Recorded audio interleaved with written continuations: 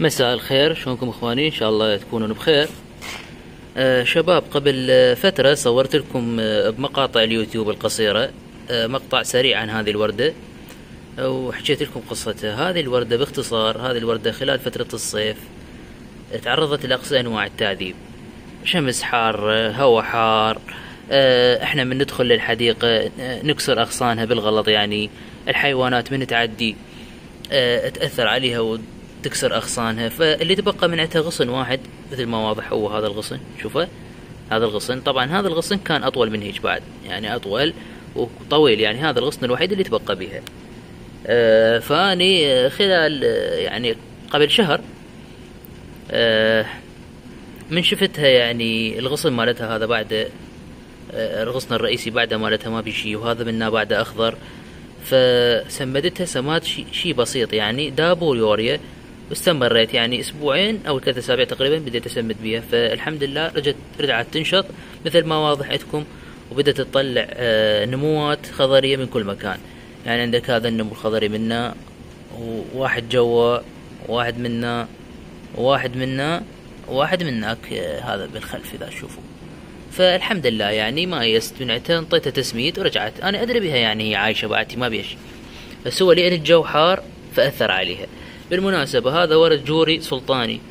اللي ما يعرف شنو الورد الجوري السلطاني، هو نفس المحمدي اللي يكون وردية كبيرة وتتفرفط بساع، هذا اللي يوقع بساع بس يكون عطري. هذا النوع الجوري الوحيد اللي يكون عطري بالعراق حاليا.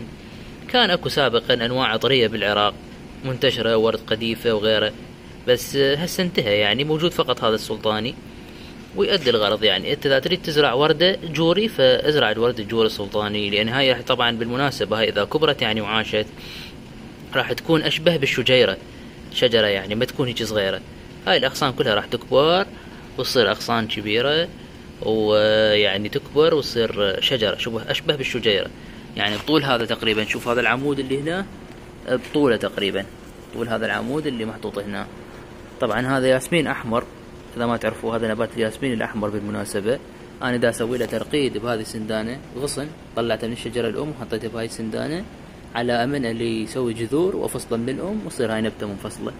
على العموم موضوعنا الاساسي عن هذه الوردة. طبعا هذه الوردة اذا تلاحظون بيها نموات كثيفة وكثيرة صارت ما شاء الله، بس اعتدل الجو وبالتسميد طبعا.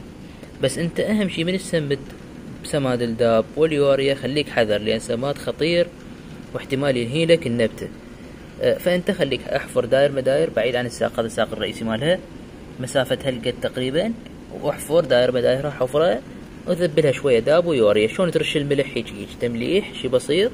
وان شاء الله يعني على الاسبوع الجاي او شو وقت يعني موعد التسميد القادم اصور لكم وانا اسمتها، وان شاء الله اظل اصور وياكم شلون مراحلها، شلون راح تكبر وتصير شجرة يعني ان شاء الله.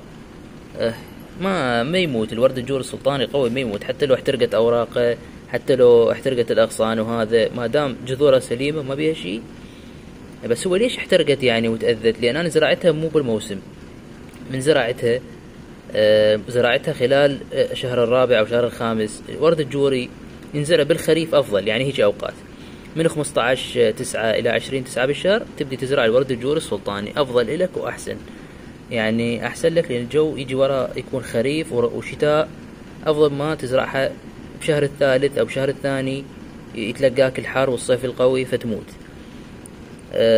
هذا كل شيء تقريبا عندي اليوم، بس ردت اراويكم اياها يعني شلون صارت حتى تشجعون ويصير لكم واسع تزرعون، وان شاء الله توصل لمرحلة التزهير. يعني مقاومة يعني، بس هو تعرفون شنو، هالايام هاي شوية رجع علينا الحر، الموجة مال الحر. ان شاء الله الفترة القادمة يستعدل، هو ما بقى شي بس 20 بالشهر ونبلش الزراعة. انا هم اذا تشوفون محضر، يعني محضر هذا الكاريزيا وغيره، هذا كله اريد ازرعه بالحديقة، اسوي انسياج، واشتريت هواي زرعات بعد، وان شاء الله 20 بالشهر ازرعهن حتى ذاك مسك الليل ان شاء الله. وحدة منا ازرعهن ان شاء الله بين الاشجار، ما يأثر هذا مسك الليل، جذوره خفيفة. يلا مع السلامة اخواني، واتمنى لكم يوم سعيد وليلة سعيدة وتصبحون على خير.